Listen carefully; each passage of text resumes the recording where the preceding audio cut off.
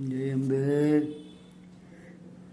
आओ लोगो जगत के चले धर्म के पंथ, इस पथ चलते ज्ञानी जन, इस पथ चलते संत। धर्म पंथ ही शांति पथ, धर्म पथ सुख पंथ, धर्म पथ पर जो चले मंगल जगे अनंत। आते जाते सांस का रहे निरंतर ध्यान, मन सुधरे मंगल सदैव होए परम कल्याण। धर्म धर्म तो सब कहे, धर्म न समझे कोई, निर्मल मन का आचरण सत्य धर्म है सोय। धर्म न हिंदू बौद्ध है, सिख न मुस्लिम जैन, परम चित्त की शुद्धता, परम शांति सुख चैन। विपस्सनिया સર્વ પ્રકારના પાપો ન કરવા, કુશળ કર્મોનું સંપાદન કરવું, પોતાના ચિત્તને નિર્મળ કરવું, આ જ સમસ્ત બુદ્ધોનું શિક્ષણ છે. પાપ કર્મ શું હોય છે અને કુશળ કર્મ શું હોય છે? આપણી વાણી અથવા શરીરથી બીજા પ્રાણીઓની હાનિ કરવી એ જ પાપ છે. જે કર્મથી બીજાને સુખ થાય, શાંતિ મળતી હોય, એમનું મંગળ થતું હોય, એ જ પુણ્ય છે, એ જ કુશળ કર્મ છે. જે કર્મ બીજાઓને હાનિ પહોંચાડે એનાથી બચો અને બીજાઓને જે લાભ કરે તે જ કરો.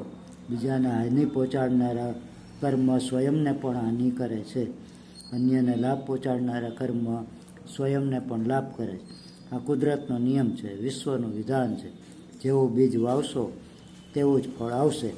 પ્રકૃતિના નિયમને સમજીને તેના અનુસાર ચાલવું એ જ ધર્મ છે. ભગવાન બુદ્ધે ત્રીજી વાત ચિત્તને નિર્મળ કરવાની કહી. જેમ જેમ ચિત્ત નિર્મળ થતું જશે તેમ તેમ એની મેળે દુષ્કર્મ નહીં થાય. જ્યારે ચિત્ત મેલું હોય ત્યારે વાણી અને શરીરથી દુષ્કર્મ થાય છે. જ્યારે ચિત્ત નિર્મળ થઈ જશે ત્યારે એ અનંત કરુણા, મૈત્રી, મુદિતા, અનંત ક્ષમતાથી ભરાઈ જશે. નિર્મળ ચિત્તવાળી વ્યક્તિ કોઈને હાનિ પહોંચાડતી નથી, એ તો કલ્યાણ જ કરશે. ચિત્તની આ અવસ્થા સુધી પહોંચવા માટે ધર્મના માર્ગ ઉપર એક એક ડગલું ચાલતા ચાલતા અભ્યાસ સ્વયં કરવો પડશે. આ માર્ગને જરા વિસ્તારથી સમજીએ.